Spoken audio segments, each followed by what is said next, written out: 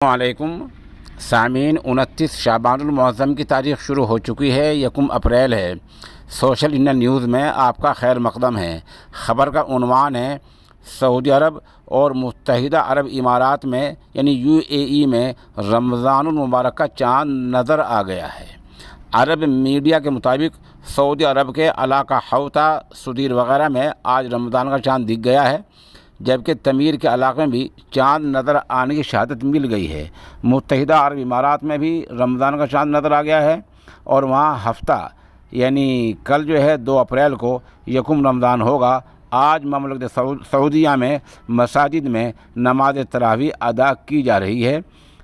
इमारत के रुयत हिलाल कमेटी का इजलास अबू धाबी में वजारत इंसाफ में हुआ है। वहाँ भी बाज़ाब्ता चाँद का ऐलान हो गया है। बहरहाल सऊदी अरब में आज यानी अब जो हम बैठे आपसे बात कर रहे हैं और ख़बर बोल रहे हैं, अब वहाँ नमाज तरावी की तैयारी हो रही है।